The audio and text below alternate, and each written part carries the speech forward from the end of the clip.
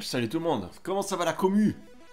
Euh, On se retrouve sur le jeu indé probablement que j'ai préféré de tous les jeux indés que j'ai fait. Personnellement, je mettrais le petit sigle Personal Favorite pour moi, parce que c'est un jeu qui m'a beaucoup plu. Et pour moi, c'est le jeu indé que je mets au top du top, vraiment, vraiment, pour plein de raisons, pour plein de raisons. Attendez, on va lancer tout de suite. Comme ça, pendant que je parle, vous verrez un peu un arrière-fond de magnificence. On va prendre la première partie où j'ai tout fini. Donc forcément, ça spoil un peu parce que j'ai tout fini, donc vous verrez un peu tous les pouvoirs et tout. Mais bon, bref. Euh, Pourquoi c'est un jeu magnifique? Déjà, parce qu'il y a plusieurs aspects qui sont bien remplis. La bande son est incroyable. On va dire que tu t'attends pas à une bande son comme ça. Mais c'est des musiques qui pètent dans tous les sens, vraiment ça. C'est une cacophonie ambiante, mais qui fait son effet, qui marche. Le scénario, euh, le scénario, ok, on va dire que c'est pas pour ça qu'on joue au jeu, mais on va dire qu'il est divertissant. Voilà, c'est pas forcément un point fort, mais on va dire qu'il est présent. Le scénario. Il y a de l'humour dans le jeu, et ça c'est rare dans les jeux. Il y a de l'humour qui marche. Citez-moi un jeu où il y a de l'humour qui marche, c'est-à-dire de l'humour qui te fait sourire quand tu joues. Hein? Ça se compte sur les doigts d'une main, ça. Vraiment. Ça se compte sur les doigts d'une main. Il y a extrêmement peu de jeux qui savent faire de l'humour comme il faut. Et ce jeu y arrive. Quand je dis ça, je pense notamment au boutiquier, évidemment. Les discussions avec le boutiquier qui sont de temps en temps vachement absurdes. Et c'est ça qui fait le charme du jeu. Donc là, on est un peu dans le hub central, enfin de la deuxième partie du jeu, qui permet de rejoindre des zones. Là, il me semble que c'est la zone du début. Ouais, bref. Donc de l'humour. Euh, la durée de vie. La durée de vie est incroyable. Parce qu'en fait, le jeu te fait croire que tu vas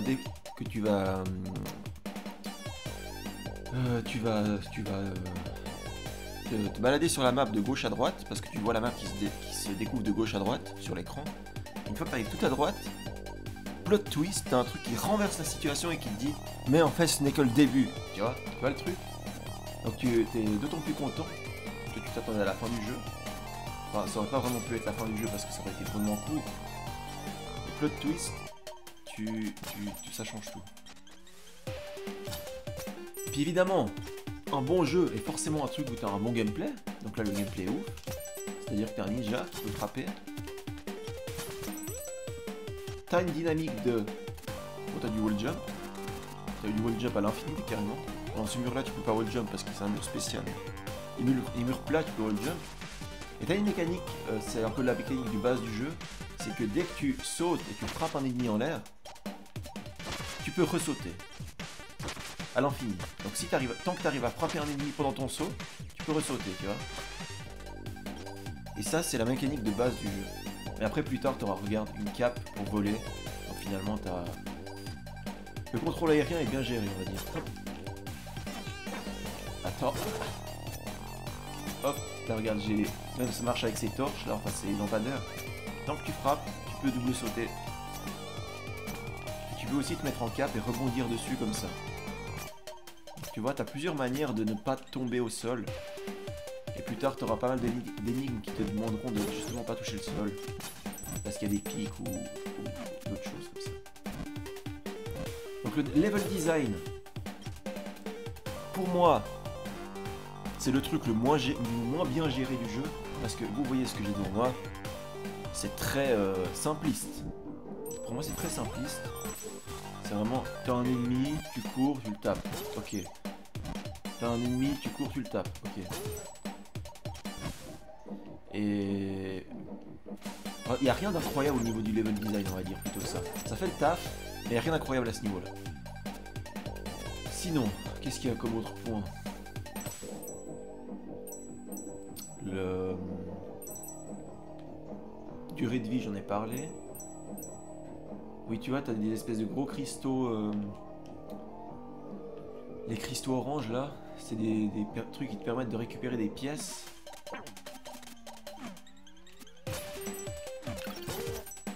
Des pièces pour t'acheter des améliorations. Et ensuite, ça va te servir à faire autre chose. Ah oui, d'ailleurs, je voulais vous montrer un truc. Bon, gros spoil, ce que je vais vous montrer. Gros spoil. Attends, comment on met juste la map en fait?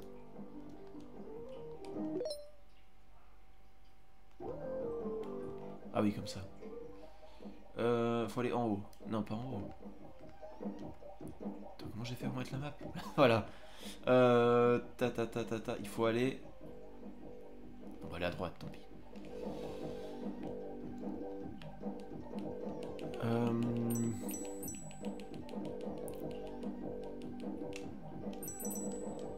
Bon, alors évidemment... Oui, je vous ai pas parlé des graphismes, mais... Justement, bon, comme on est parti sur du spoil, on va continuer dans le spoil. Regarde les gameplays, t'as aussi ça, t'as aussi une corde ninja. Tu peux t'étirer un petit peu pour prolonger ton saut. Hop, hop, hop, hop, hop, hop, hop, hop, hop, hop. C'est bon. J'étais en train de parler de quoi? On n'a pas parlé des graphismes, oui. Bon, alors, quand tu commences le jeu, c'est du gros pixel dégueulasse. Et du coup, c'est ça qui me faisait pas envie, qui me donnait pas envie d'acheter le jeu. Mais ensuite, t'avances, t'as une deuxième phase du jeu où ça devient plus beau. Je vais pas trop spoiler, mais voilà. En gros, c'est ce que vous voyez là. Et oui, en gros, vous voyez, tu peux dépenser tes... Ah bah, je peux plus. Ah oui, là. Tu peux dépenser tes cristaux jaunes, là. Là, dans cette arbre de compétences. Et ainsi, obtenir tous les power-ups du jeu. Mais sauf qu'il se remplit assez vite. Du coup, une fois que tu as fini cet arbre, bah, tu te retrouves à accumuler les cristaux sans savoir quoi en faire. Et récemment, j'ai découvert que tu pouvais les mettre dans un évier. Et une fois que l'évier est bouché, ça débouche. Et bah regarde, voilà ça. Ça, je l'ai découvert des années après. Tu te rends compte de ça ou pas? En plus, t'as la musique un peu en mode boîte de nuit là. Mais bon, après, ça sert à rien. C'est une manière qu'ils ont trouvé de te faire dépenser tes cristaux. Mais en gros, tu vas là, t'achètes.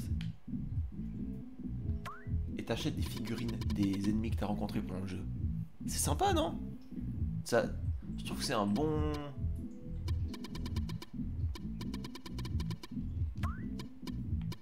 Je trouve que c'est un bon moyen de te faire dépenser tes cristaux.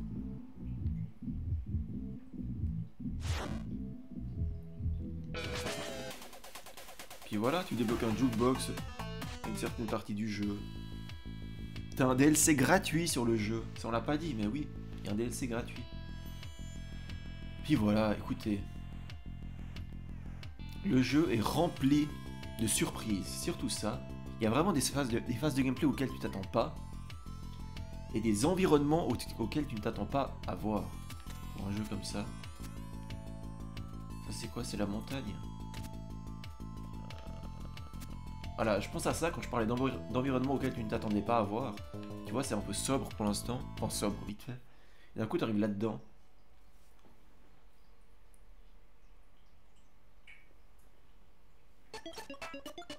Voilà. Qu'est-ce que c'est ça? C'est la forêt enchantée de la Belle au Bois dormant? D'Alice au Pays des Merveilles? Merde.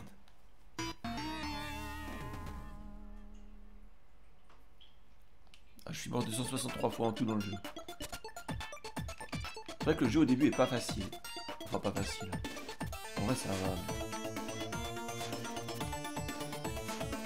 Regardez-moi ces environnements. T'arrives là, tu te dis, mais qu'est-ce que c'est que ça? Le jeu t'es pas comme ça au début. Tu prends les plantes, ça te propulse.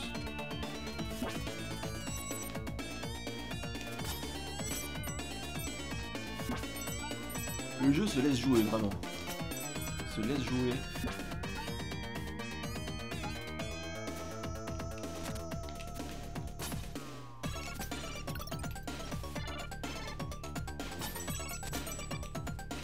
Et ouais. Ah merde, je devais péter ça avant.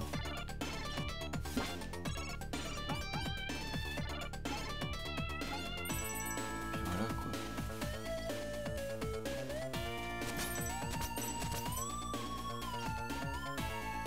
Merde, mais je pouvais pas trouver. Comme je vous disais, au niveau du level design, c'est pas quelque chose qui m'a marqué. Mais le gameplay, enfin les possibilités qu'on te laisse pour te déplacer dans le monde, savoir la chaîne, comme je t'ai montré ça, espèce de rapin, le fait que tu puisses voler, le fait que tu puisses double sauter, le fait que tu puisses marcher sur l'eau plus tard. D'ailleurs j'aurais dû essayer de le faire là, c'était con. Tout ça, ça te laisse une liberté dans le gameplay qui est vraiment kiffante.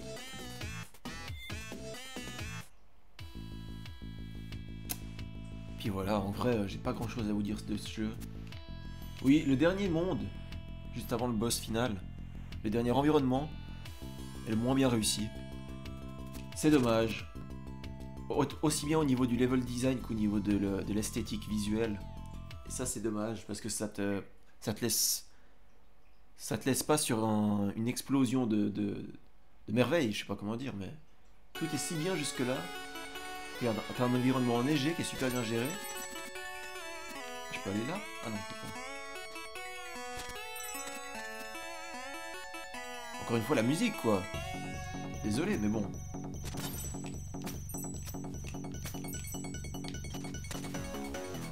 N'importe quoi. Encore une fois, la musique. Ah oui, puis lui, il te téléporte dans le... Ça, c'est la carte du monde au total, si vous voulez. Bref. Encore une fois, la musique, quoi. C'est quoi, cette musique? Mais en fait, ce qui est cool, c'est que la musique s'accorde super bien avec le gameplay. T'as un rythme, tu vois, assez rapide, et tu joues dans le jeu de manière assez rapide et assez dynamique, et tes actions s'accordent sur la musique. Je sais pas comment dire, mais...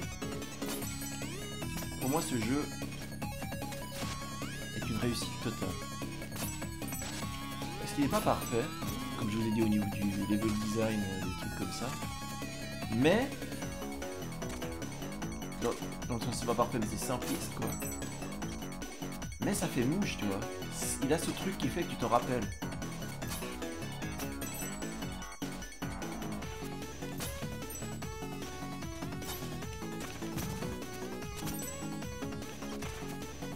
Hop là, hop là, hop là.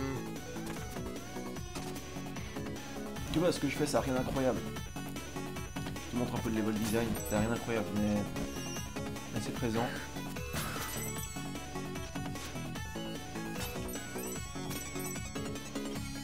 Puis voilà. Évidemment, cette montagne, j'ai dû l'escalader la première fois. Là, je suis en train de la descendre, bon, bref. Oui, tu vois en haut à droite, il y a une espèce de seau un peu invisible, transparent là. Un seau, un médaillon vert. C'est un truc que j'ai déjà récupéré, il y en a 40 dans le jeu. C'est le seul collectable que tu as récupéré. Je te dis juste que la récompense, c'est plus de les récupérer que la récompense finale. Parce que la récompense finale,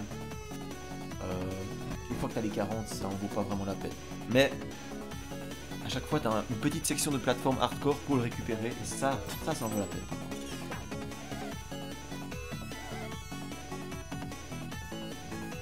Et voilà, écoutez. Je me balade dans le jeu pour que vous en voyez un peu plus.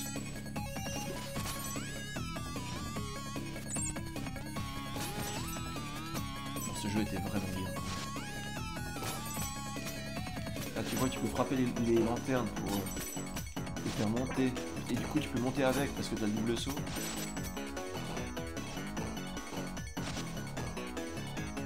Oula. Comment je vais là? Je me souviens plus comment j'allais là-bas. Ah, je devais me servir des pics qui tombaient du plafond. Voilà. Ah, il y a des séquences de plateforme pour avoir par exemple comment t'appelles ça, le médaillon vert là. Quand tu arrives dans la salle et tu vois le médaillon et tu vois la séquence, tu te dis ah ouais putain, c'est chaud. Des fois par exemple t'auras aucune plateforme, t'auras juste des ennemis qui vont te cracher des boules de feu. Et du coup tu vas devoir te servir de ces boules de feu pour les frapper.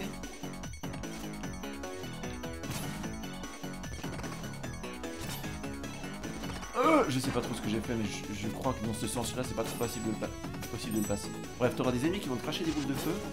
Et tu vas devoir frapper les boules de feu pour pouvoir faire un double saut et monter. Ah, je croyais que je devais descendre là. Non, c'est pas bon. Tu vois, ce genre de truc hardcore. T'as un jukebox, comme je t'ai déjà dit. À la fin, tu peux avoir accès à toutes les musiques. Et voilà. Il y a un système de... Si il y a un DLC gratuit dans le jeu, comme je t'ai dit.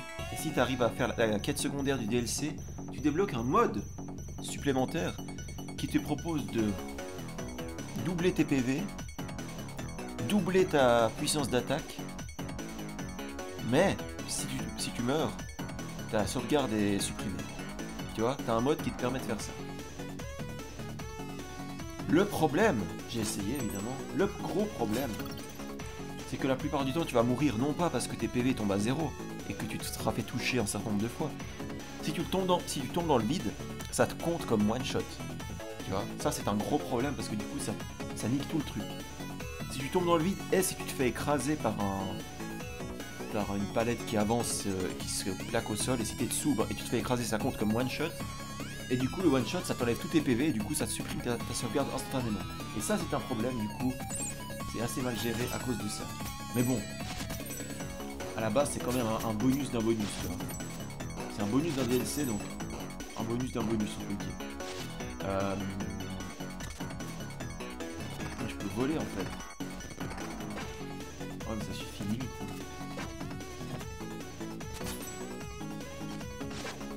Mais bref, le jeu est incroyable.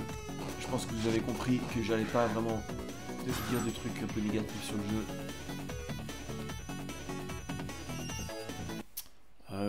Qu'est-ce qu'il y aurait de négatif à dire?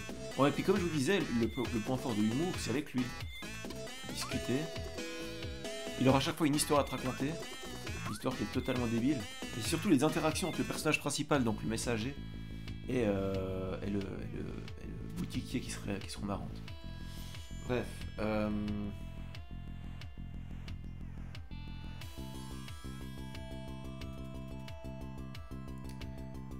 Le scénario, je vous en ai parlé. Petit truc marrant, c'est que pendant des années, ton perso au début, il attend le héros de l'Ouest, le héros qui doit venir de l'Ouest. Et à un moment, il arrive, ce héros de l'Ouest. Il donne un parchemin au messager, il dit maintenant c'est ton tour, tu prends le relais, c'est devenu toi le héros. Et tout le long, il parcourt sa route, il fait tout le tour de la Terre. Ensuite, il arrive par le point où il est arrivé, par le point de départ où il est parti, sauf qu'il arrive de l'autre côté de la Terre, donc il a fait tout le tour. Il arrive de l'Ouest, il a dit putain, mais en fait j'ai fait tout le tour de la Terre, du coup je suis arrivé par l'Ouest, et du coup c'est pour ça que je m'appelle le messager de l'Ouest. C'est incroyable. Bref, t'as des réflexions complètement débiles. C'était pas si marrant, mais bon, écoutez, voilà. Voilà, je pense que je vous ai tout dit en vrai. Le jeu est incroyable, il a un cachet, il a une attention particulière qui est portée à ce jeu, une attention particulière aux détails qui ont fait mouche sur moi en tout cas. Et voilà. J'ai pas grand chose à rajouter. Si vous voulez vous faire votre avis, je vous invite à le faire parce que c'est une pépite. Et voilà. Je vais vous dire salut, salut. Je vais vous laisser là. À la prochaine, c'était Julien et ciao ciao.